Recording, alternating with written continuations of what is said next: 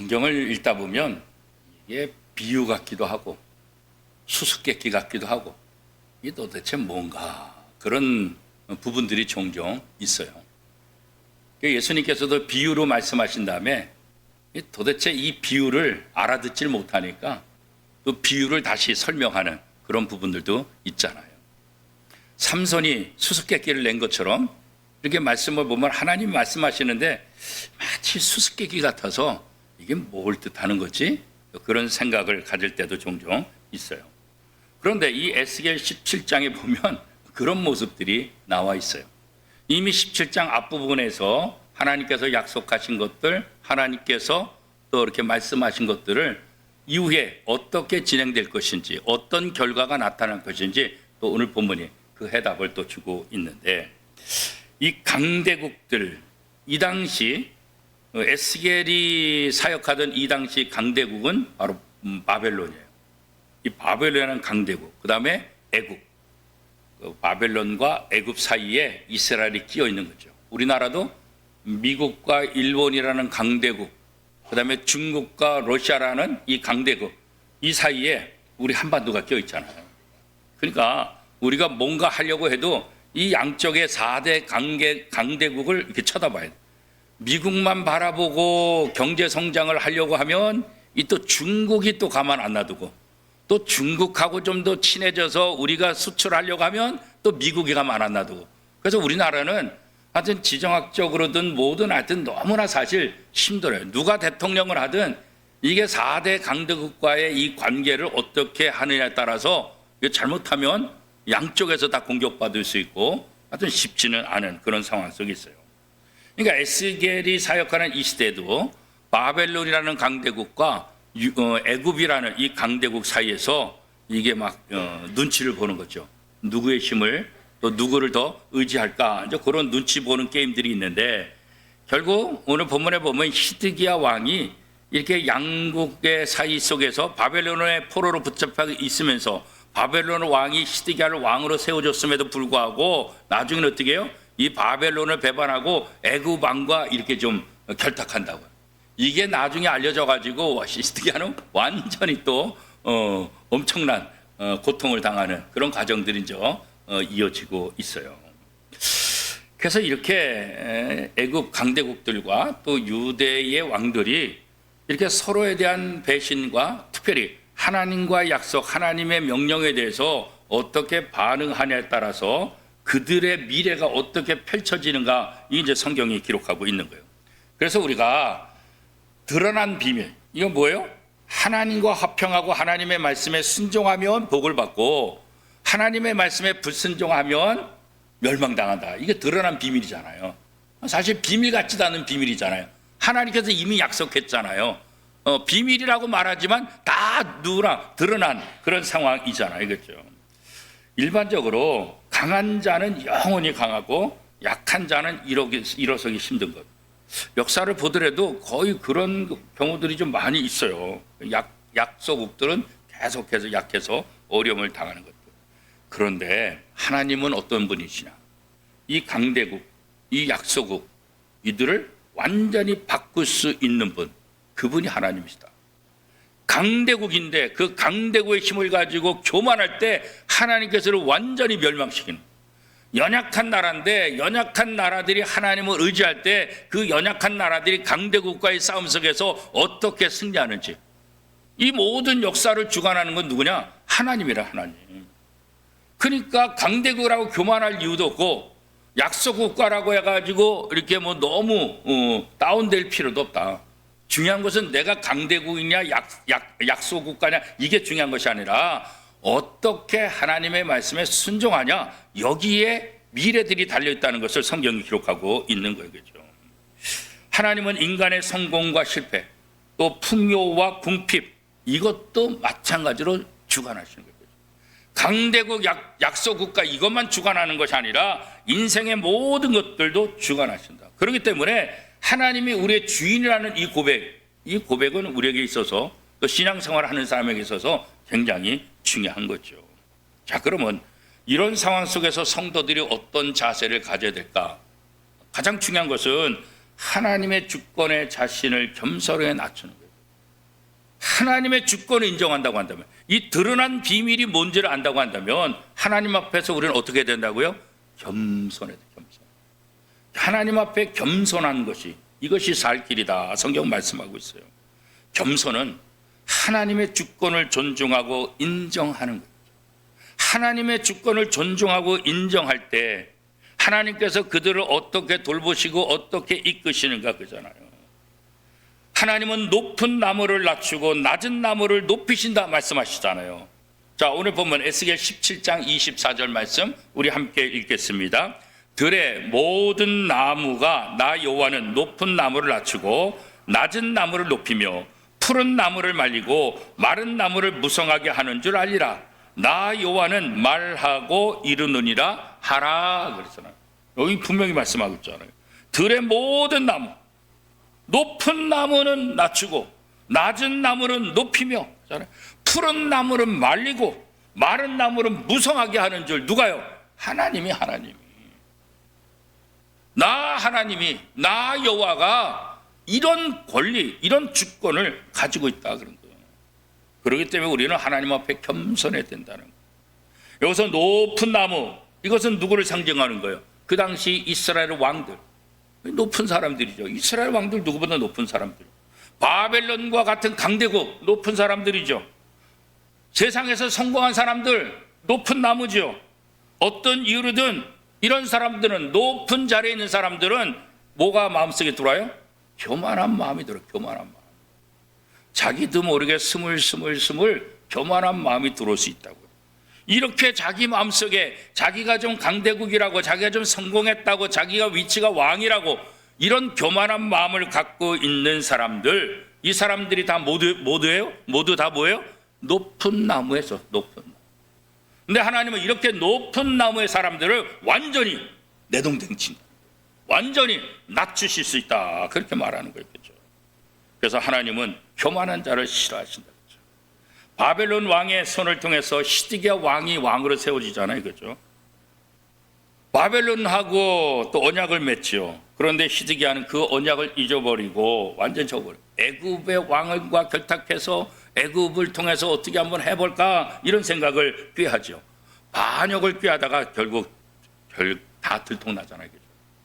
이 정치적인 배신, 이것보다 더 중요한 것은 뭐냐면 하나님과의 약속을 저버린 거예요. 하나님 반역이죠.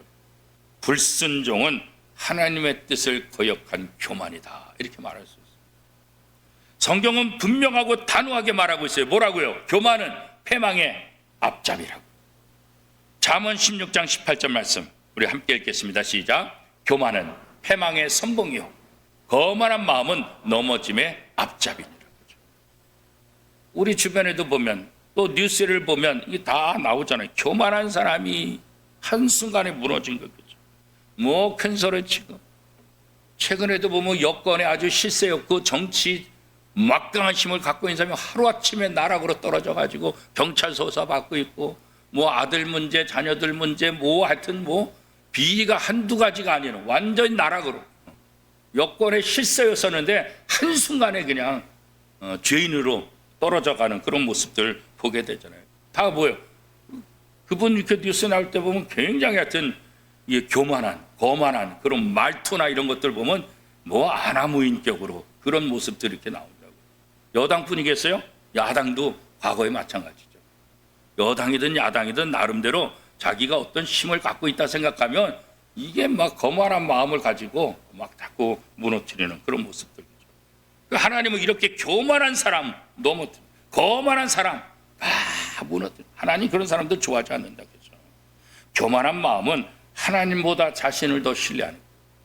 그죠? 하나님을 신뢰하고 하나님 앞에 순종해야 되는데 하나님을 신뢰하지 않는 거예요. 자기를 더 생각하는 거예요. 자기를 더. 하나님의 생각보다 내 생각이, 내 경험이 더 옳다 이런 생각을 하게 되는 거죠.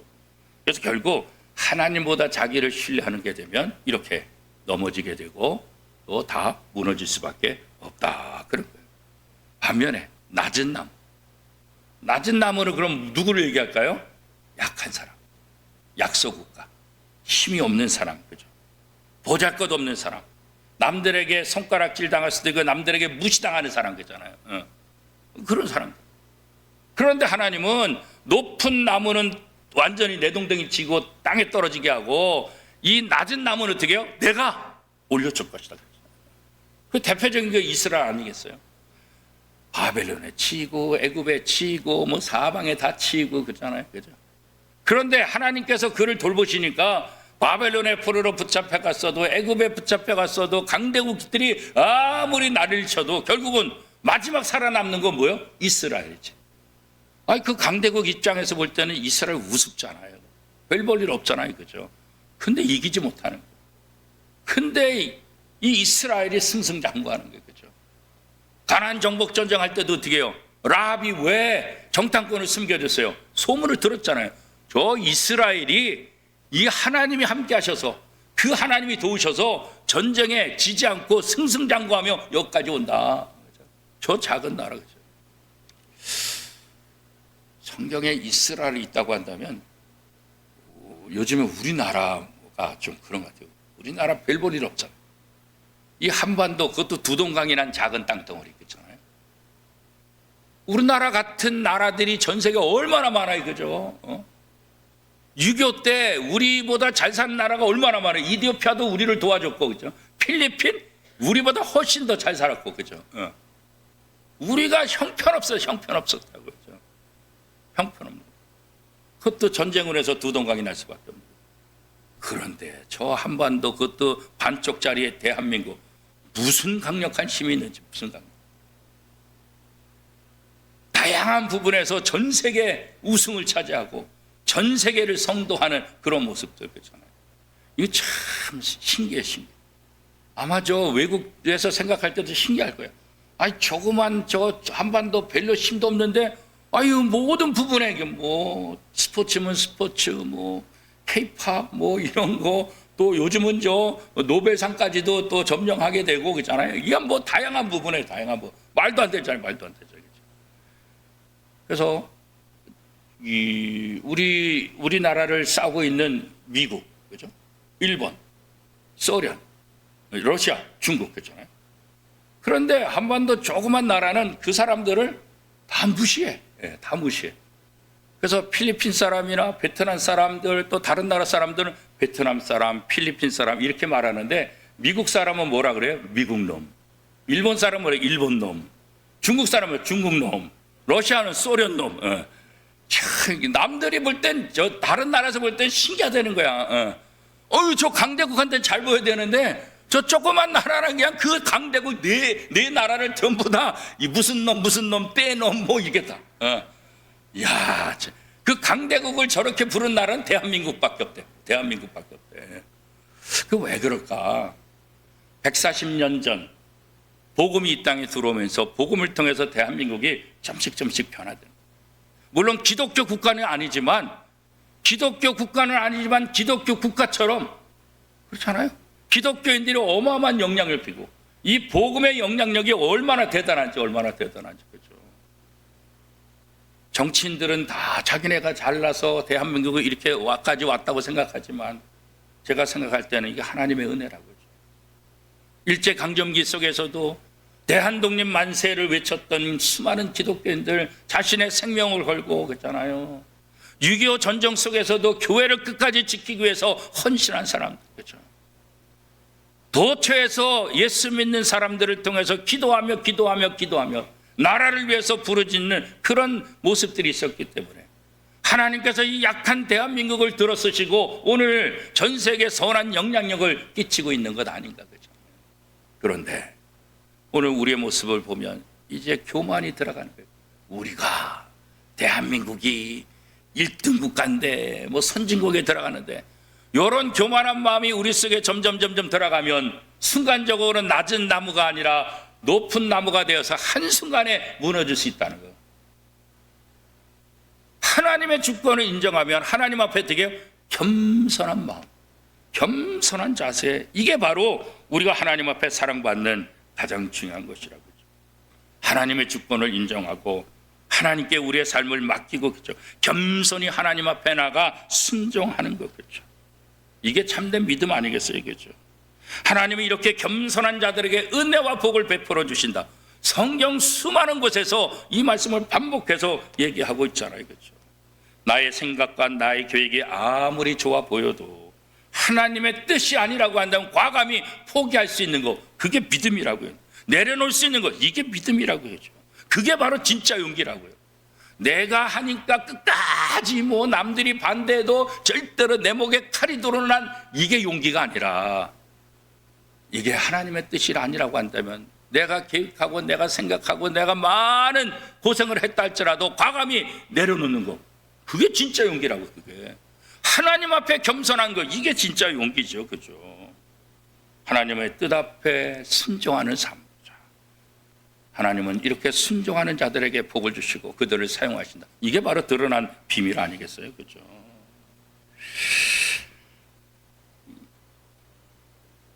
그래서 이런 믿음을 갖고 있는 사람들은 하나님을 바라보고 하나님을 의지하니까 어떻게 해요? 낙심하지 않아요. 자기를 의지하고 자기의 힘으로 하는 사람은 자기의 힘이 빠지면 절망한다고 그러죠. 그런데 약한 자들, 하나님이 나의 주권자시고 하나님이 내 모든 것들을 다스리시다, 이렇게 믿음을 갖고 있는 사람들은 내 상황이 힘들고 내 상황이 어렵다 할지라도 어떻게 해요? 절망하지 않아요. 왜요? 하나님이 함께 하신 거 믿으니까. 그렇죠? 이스라엘 유다 백성은 바벨론의 침략으로 인해서 뿌리가 뽑힌 나무와 같은 절망적인 상황 속에 놓여 있잖아요. 그렇죠? 스스로의 힘으로는 도저히 해결할 수 없는, 벗어날 수 없는 절망, 무력감. 그렇잖아요. 히드기야 왕, 하나님의 언약을 저버리고 애굽에 도움을, 하나님의 약속을 믿고 하나님을 의지해야 되는데 하나님의 약속을 저버리고 하나님을 의지하지 않고 자기 눈에 지금 보니까 저 애굽하고 좀 힘을, 애굽하고 연대하면 좀 도움을 얻겠다. 지금 바벨론의 도움을 받고 있으면서도 그렇잖아요. 결국 애굽을 의지했다가 결국 뭐예요? 그럼 파멸하고 말잖아요. 그렇죠? 성경은 어떻게 말하고 있어요? 무성했던 잎들이 다 떨어지고 시들어가는 나무와 같이 돼버렸다, 그렇게 말하고 있잖아요. 그렇죠? 이렇게 소망이 없는, 이렇게 아무런 대안이 없는 이스라엘. 그럼에도 불구하고 하나님은 그렇게 이스라엘의 지도자들이 하나님께 대항하고 교만하고 하나님을 떠났음에도 불구하고 하나님은 이스라엘 버리지 않아요. 이스라엘에게 다시 소망을 주시잖아요. 에스겔 17장 22절 23절 말씀 우리 같이 한번 읽겠습니다. 시작. 주 여호와께서 이같이 말씀하시되 내가 백향목 꼭대기에서 높은 가지를 꺾어다가 심으리라. 내가 그 높은 새 가지 끝에서 연한 가지를 꺾고 높고 우뚝 솟은 산에 심되 이스라엘 높은 산에 심으리니 그 가지가 무성하고 열매를 맺어서 아름다운 백향목이 될 것이요 각종 새가 그 아래 깃들이며 그 가지 그늘에 살리라. 그런 거죠. 이 하나님의 약속. 우리는 절망인데, 우리는 아무런 대안이 없는데, 우리는 아무것도 할 수 없는데, 그런 절망 속에서 하나님은 소망의 메시지를 에스겔을 통해서 지금 얘기하고 있잖아요. 메말라버린 나무에다가 연한 가지를 꺾어다가 산 위에 심어서 다시 가지를 뻗고 열매를 맺는 아름다운 백향목이 될 것이다. 에스겔 골짜기에 그 마른 뼈들에게 명해서 일어나라, 하나님의 군대가 되게 하겠다 하신 것처럼 그렇잖아요. 우리가 하나님의 주권을 인정한다는 것은 하나님의 역사하시면 시든 우리의 인생도 언제든지 풍부한 나무로, 풍성한 열매를 맺는 나무로 변화될 수 있다고 믿는 거죠. 그죠? 이게 믿음 아니겠어요? 그죠? 나는 부족하고 나는 하나님이 함께 하시면, 하나님의 주권이 가동되기만 하면 나도 무성한 열매를 맺는 그런 나무가 될 수 있겠다. 그래서 우리 성도들은 실망하지 않는 거예요. 낙심하지 않는 거예요. 하나님 앞에 기도하는 거예요. 그렇죠? 때로 우리의 삶이 메마른 땅에 버릴 때가 있어요.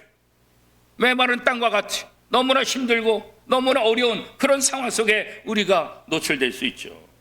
시련과 어려움 속에서 우리의 열정과 소망은 메말라서 우리 인간적인 노력과 인간적인 모든 경력들은 아무것도 할 수 없는, 헛쓰고 아무것도 할 수 없는 헛된 것이 될 때가 때로는 있죠. 우리의 계획과 노력이 실패할 수 있어요. 우리의 지혜가 한계에 부딪힐 수 있지요. 그러나 전능하신 하나님의 계획은 실패하지 않아요. 좌절되지 않아요. 멈추지 않아요. 요나가 거부해도 하나님은 멈추지 않으셨어요. 그렇죠? 이스라엘이 거부해도, 아브라함이 거부해도 하나님은 멈추지 않았어요. 계속해서 하나님은 하나님의 계획을 이끌어가는 거예요. 또 다른 사람에게 그랬잖아요. 하나님의 주권을 인정하는 자는 하나님의 전능하심을 신뢰하는 거예요. 그렇기 때문에 절망하지 않는 거예요. 낙심하지 않는 거예요. 하나님은 우리의 믿음대로 메마른 나무 같은 우리의 인생을 더 멋지게 만들어 줄 것이다. 그렇죠? 이 에스겔 17장을 통해서 하나님께서 우리에게 하시는 교훈이 뭘까? 하나님과의 약속을 가볍게 여기는 사람들이, 하나님의 약속을 가볍게 여기는 것이 얼마나 위험한 결과를 가져온 것인지 우리에게 다시 한번 보여주고 있는 거예요. 이것이야말로 드러난 비밀 아니겠어요? 절망적인 상황 속에서도 하나님은 새로운 소망을 심으시고 하나님의 능력으로 모든 것들을 회복시켜 줄 것이다. 이것 또한 드러난 비밀 아니겠어요? 그렇죠? 그러므로 우리는 어떤 상황 속에서도 하나님의 언약을 신실하게 지키며 하나님의 주권적인 능력과 회복의 약속을 굳게 믿는 거예요. 이렇게 할 때 어떻게 해요? 우리는 흔들리지 않아요. 어떤 상황 속에서도 흔들리지 않는 거예요. 우리의 삶은 끊임없는 고난과 어려움의 연속으로 계속 힘든 것을 경험할 수 있을 수 있어요. 그럼에도 불구하고 우리는 이 드러난 비밀을 알기에 하나님의 주권을 굳게 믿음으로 겸손히 하나님의 말씀에 순종하고 어떤 위기 속에서도 낙심하지 않고 흔들림 없이 나갈 수 있는 것, 이건 하나님이 누군지 알기 때문에, 이 드러난 비밀을 알고 있기 때문에 우리는 어떤 상황 속에서도 하나님을 의지하며 하나님 앞에 담대히 나갈 수 있게 되는 거죠. 사랑하는 원미동교회 성도 여러분, 하나님은 우리의 삶의 주인이십니다. 모든 상황을 능히 변화시키는 창조주 전능하신 분이십니다. 그러므로 선하신 하나님을 신뢰함으로 흔들림 없이 우리의 인생길을 하나님이 기뻐하시는 아름다운 순례길로 만들어 나가야 할 것입니다. 그러할 때 하나님은 우리의 보잘것없는 인생을 통해서도 하나님의 놀라운 은혜, 하나님의 놀라운 역사를 이끌어 가시게 될 것입니다. 이런 복의 주인공들이 다 될 수 있기를 축복합니다.